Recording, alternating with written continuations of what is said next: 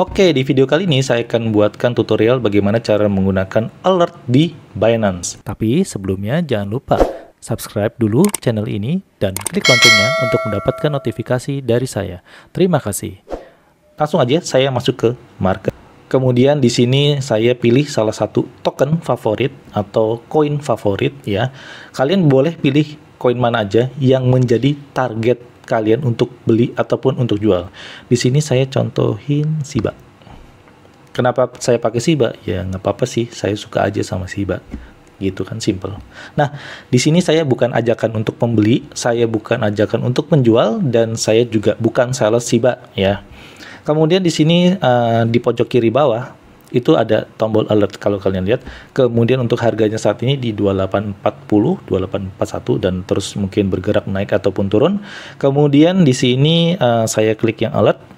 Nah, di alert ini ada tipe-tipe alert yang bisa kita gunakan. Yang pertama adalah price rise above, kemudian ada price drops to, kemudian ada chance is over, kemudian ada chance is under, kemudian ada 24 hour chance is over, dan 24 hour chance is down. Masing-masing ini punya fungsi yang berbeda-beda. Saya akan tunjukkan satu persatu. Langsung aja ke price rise above. Nah, untuk create alert yang price rise above ini, kita bisa ngeliat dulu harga Shiba per USDT-nya itu berapa. Untuk saat ini 2840. Tujuan alert ini adalah kita memasang target harga atas ataupun harga bawah. Untuk yang price rise above ini adalah target harga atas. Jadi untuk saat ini jika harganya di 2843, 2844 dan terus berjalan, kita pasang alert. Misalkan harganya di 2850, misalkan ya. Saya mau pasang alert kalau ada harga di situ 2850, saya akan mau jual ya. Biasanya untuk yang price rise above ini adalah target untuk menjual. Jadi setinggi-tingginya ya kalau bisa buatnya. Kemudian di sini untuk value-nya di sini saya set ke 2845 yang paling dekat aja supaya saya mau menunjukkan juga sekalian alertnya ya. Nyampe nggak ya? Harusnya nyampe. Kemudian di sini ada frekuensinya. Wah, udah kena duluan. Oke, nggak apa-apa. Nanti saya lanjutin. Saya coba jelasin dulu. Kemudian untuk frekuensinya itu ada beberapa pilihan, yaitu ada only once, kemudian ada once a day, ada always. Untuk frekuensi yang only once itu hanya sekali aja alertnya muncul. Untuk yang once a day itu hanya satu kali satu hari untuk muncul. Kemudian yang always itu selalu ditampilkan alertnya. Di sini saya biasanya menggunakan yang always ya, karena kalau satu hari saya lupa ataupun saya udah clear untuk notification ya udah pasti nggak akan tahu lagi ya. Jadi always, jadi setiap kali harganya berubah dia akan informasikan.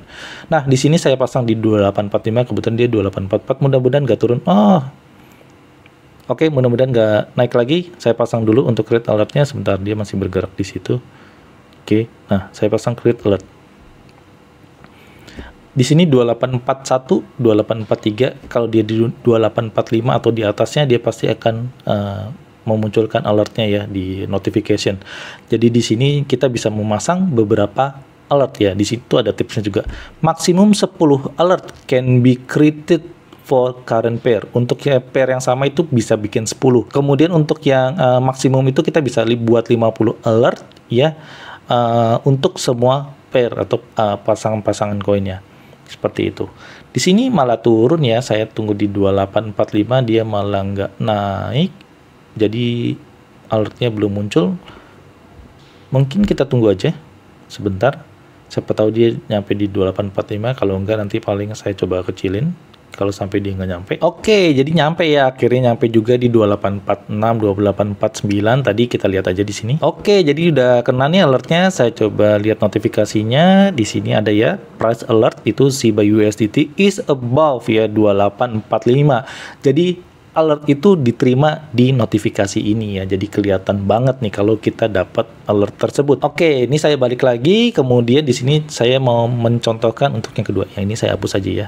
Jadi untuk alert tersebut kalian sudah tahu ya bagaimana dia bekerja. Kemudian di sini saya akan pasang alert lagi. Di sini saya akan tunjukkan untuk yang price drops to. Artinya kalau ini kita mau beli ya. Kalau saya biasanya seperti itu. Kalau untuk yang price rise above itu yang di atas, pastinya saya mau ngejual dia setinggi-tingginya. dari harga saya beli.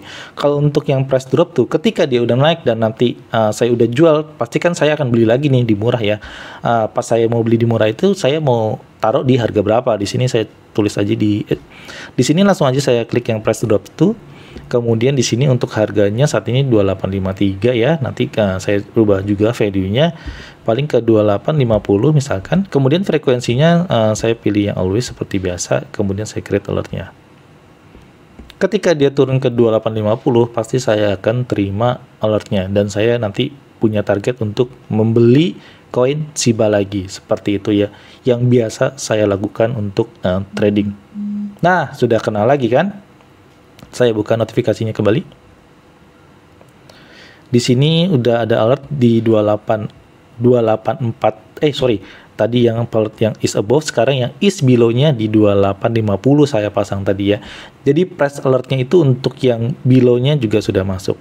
Nah, sebagai gambaran ini sudah saya jelaskan, ini saya hapus kembali. Jadi untuk yang tipe alert yang price rise above dan price drop tuh sudah saya jelaskan. Mudah-mudahan kalian paham dengan penjelasan saya. Kemudian untuk yang change is over sama change is under, ini saya coba buka. Nah, untuk yang alert type change is over ini, kalau dia ada perubahan di atas, tapi perubahannya itu dalam bentuk persentase. Di sini saya juga sering menggunakan. Jadi dari harga yang saat ini, misalkan saya beli ya, kemudian saya mau cuan nih 50% dari harga yang saya beli ini. Kalian bisa menggunakan ini. Tapi ini lama ya, maksudnya lama itu relatif tergantung dari kondisi si marketnya juga. Kalau memang marketnya lagi bagus, ya pastinya saya menggunakan ini karena ini cukup cepat ya. Karena misalkan kita punya target 10% dari kita beli, kemudian kita nanti pasang alert untuk kita jual di harga berapa, kita bisa ketahuan dari sini. Nah, untuk frekuensinya sama ya, saya selalu menggunakan yang always. Saya nggak pernah pakai yang lain karena takut kelewatan aja. Kemudian untuk yang change is under itu sama seperti yang over, tapi ini yang bawah.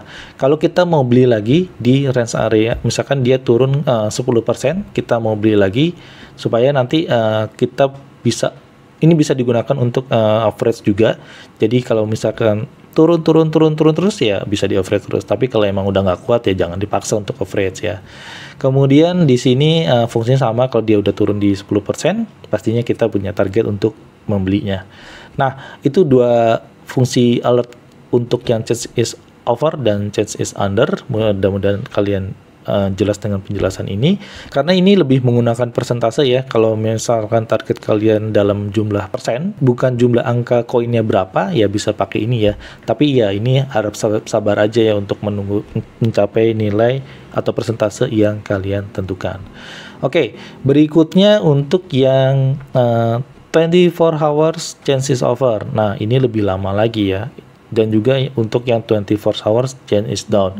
Jadi di sini juga sama persentase yang digunakan. Misalkan dalam 24 jam itu dia naik 10%, kita akan terima alertnya. Ketika kita pasang yang 24 jam change is down, artinya dia akan turun dalam 24 jam, kita juga bisa pasang alertnya misalkan di 10% juga. Jadi di sini bisa digunakan sesuai dengan kebutuhan masing-masing ya untuk alert type-nya. Di sini saya pribadi saya lebih menggunakan yang 4 di atas ini. Jadi untuk yang alert type ini bisa ditentukan ya sesuai dengan kebutuhan masing-masing supaya bisa berfungsi secara maksimal pastinya. Oke, itu aja penjelasan dari saya tentang alert. Mudah-mudahan kalian paham dengan penjelasan ini. Jika ada pertanyaan seperti biasa, langsung aja tulis di komentar di bawah. Terima kasih, sampai jumpa di video berikutnya.